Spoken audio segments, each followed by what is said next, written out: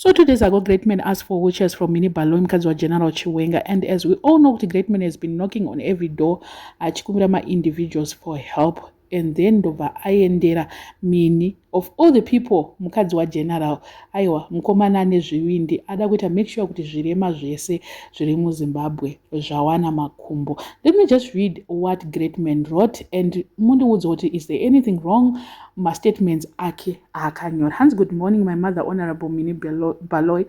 I'm reaching out to you with respect and humility, asking for your help in providing 1 or 2 wheelchairs for those in need. Your support would mean a lot to me and the recipients. I'm grateful for your consideration and look forward to your response. Dear Great Man oyo, and akabatanga kuatakwa kuti haungokumbireka honorable. You don't just go kune mukadzi wa vice president wajairira munhu iwewe. What is that? Handizivi hangu kuti pane chakaipa here kuti Great Man akaapproacha Mini Baloyi. Pane vamwewo vanga vachitaurawo kuti Mini Baloyi is a good person uchawana, and then started tagging Mini Baloyi. Mini then responded kuti, hi Great Man, thank you for getting in touch. If it's okay, can you write a formal letter to my office with your request? You can deliver it to my office at Defense House if you are able to come there. If not, tell us where we can find you and we can come to collect it.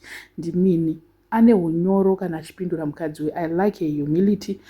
And then people started saying kuti Great Man takakuudza kuti there is a procedure kana uchida kungoapproach vanhu vakuru. You don't just approach kunge uri kubva hamendo kwauri kubva then ungonyora kunge uri kuadressa anyone. Anga akatombonyora kuti good morning my sister, ndobva abvisa ndobva azoti my mother with respect now. So in all those people are saying kuti Great Man anofanira kuenda ne-right channel ndokuti akwanise kuti reach out kune vanhu vakuru. Handizivi hangu ipapo kuti munoti chinazvo, because he is being attacked left, right and center. And then some of the people are actually asking kuti ko zvino munhu akumbira 1 wheelchair kana 2. Vamwe vanhu vari kungoresponda, ana madambosa akangoresponda vakati uya utore, ana Tinashe Mutarisa. You know, people were like come and take, but uyu ari kutoda kutoti unyore tsamba. What is the reason of you wanting kuti pari kunzi pari kudiwa 1 or 2 wheelchair? I personally think kuti pachauya mawheelchair akawanda, probably more than 10 or so, because there's no way Mini anotaura kuti write a letter for that. Chiri kundiconfuse ndechekuti a lot of people thought kuti zvaari kuda a formal letter, it's coming from the government. No, it's not coming from the government. Let me just tell you zvanyora. Let me just read zvanyora panapa. So someone said, thank you, the next first lady, but honestly it's the government's responsibility to take care of its people, and this does not exclude providing needs such as this. And then Mini, but unfortunately I don't have a government office appointment, nor do I have the capacity or mandate to go to the government departments interfering with their procedures. I'm doing it in my individual capacity.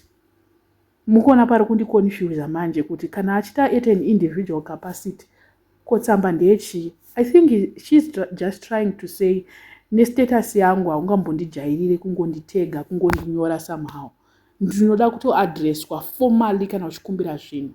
Muri paonawo here kuti ari kutodzidziswa lesson Great Man. Ndovanga ndakambochitaura futi ndikati pane vamwe vanhu tinogona kungotega, and then pane vamwe vanhu maofisi makuru atinoita se atinofanira kurespecta. But then chinonetsa ndechekuti in a country where people are just called out kuti enda unoona Victor, enda unoenda kuCroco Motors, enda kwakati kunotora chakati, zvoita senge formality isisimo munyika munomu. So ndosaka chizoona na Great Man vachidai so futi. Andimupe blame futi ipapo Great Man. Munyika munomu mune a lot of corruption, so sometimes tinokanganwa kuti okay, there's a formality to do things should be written down, things should be addressed in a certain way. It's because of corruption iri muno munyika.